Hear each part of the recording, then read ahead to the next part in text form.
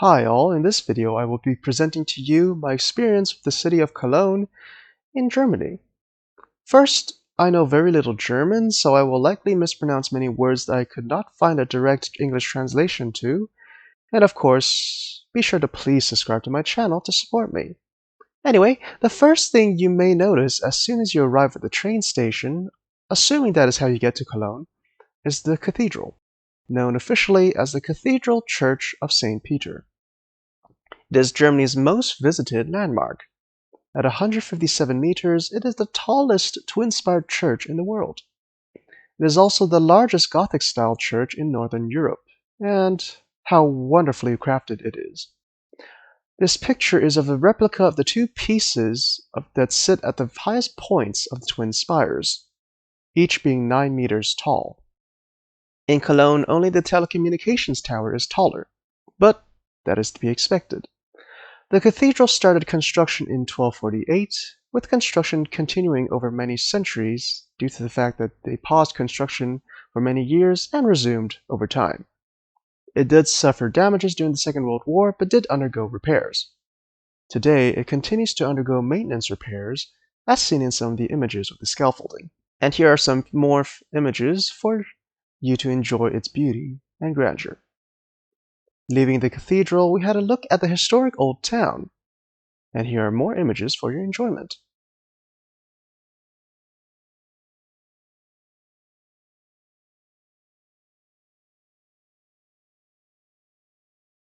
After the quick tour of the old town, we visited the Farina Fragrance Museum, which is the oldest fragrance factory built in 1709 that still stands. It was founded by John Maria Farina and follows his original recipe for eau de Cologne, named after the city itself, not the other way around. Unfortunately, I only captured one image from the inside. The outside image I borrowed from Viator.com as we were rushed to get to our museum time slot, and then move on to the next landmark. The museum forbid the taking of photos, so this is all I have, but I assure you the guided museum experience was quite fun and informative, so I will give you a brief summary of it. You are first told the history of eau de Cologne and John Maria Farina himself. Farina is from Italy, but settled in Cologne, where his perfume was invented. His invention quickly grew in popularity and fame worldwide among the royalty and high nobility, who found it to be an indispensable accessory because they did not bathe very often. For you see, water was not clean back in the day, and the nobility would not dare douse themselves with it too much, and thus the cologne would mask their horrible stench.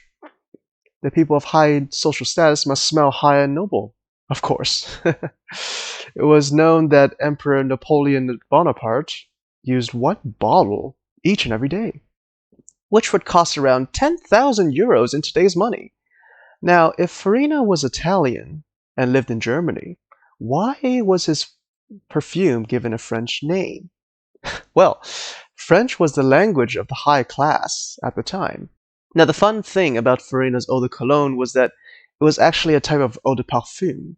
See, the hierarchy of fragrances with increasing concentration, longevity, and cost is eau de Cologne, eau de toilette, eau de parfum, and extrait de parfum, with increasing alcohol content and smells and whatnot.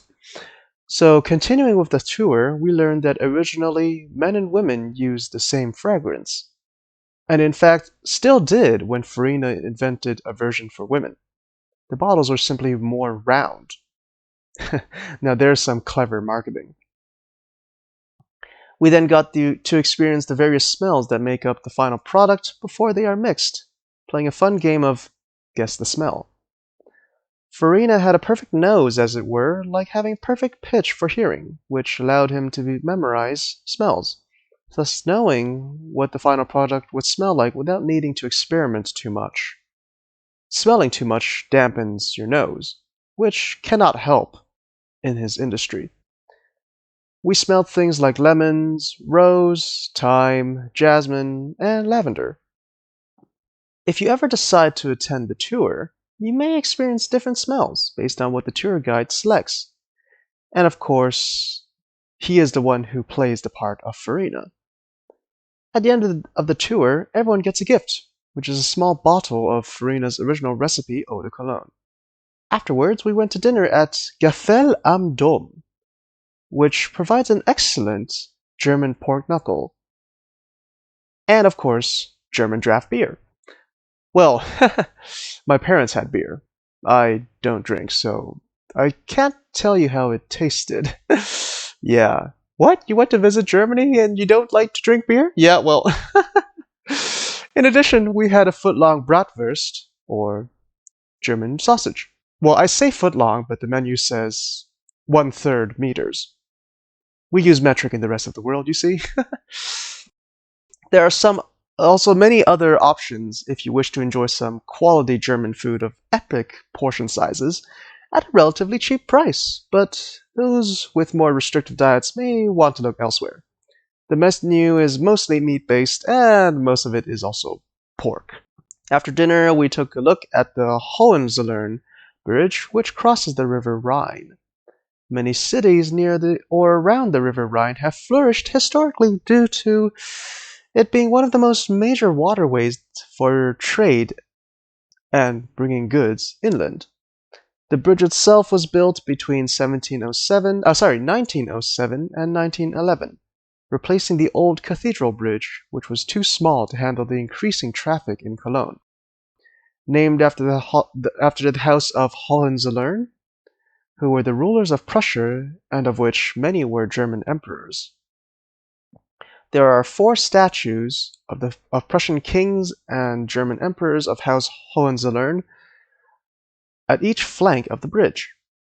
Friedrich Wilhelm IV and Wilhelm I are at the east bank, while Friedrich III and Wilhelm II are on the west bank. Wilhelm II was the one who inaugurated the bridge on the 22nd of May, 1911.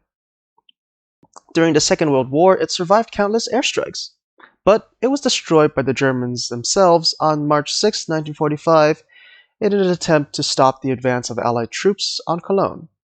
After the war, it started to be rebuilt in 1948, finishing in 1959.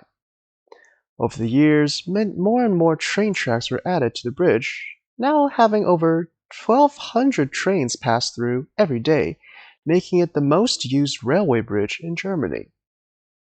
It has a pedestrian and bike lanes since the reconstruction. If you do set foot on it, you will notice the numerous padlocks on the fence that separates the pedestrian lane from the tracks. These started being added in 2008, which are locked to symbolize the love between significant other pairs. The couple would throw the key into the Rhine, as it were, symbolizing their unbreakable love. Although, I have seen a few broken locks, and some locks being put over others with only one name being changed. Well, that is love, isn't it? And here's an image of the sculpture of a man made of recycled materials balancing just outside the bridge's pedestrian path. So that's the end of my short one-day stay at Cologne. In the next video, I will tell you about my day at Frankfurt am Main. Be sure to like, subscribe, and share. Bye now.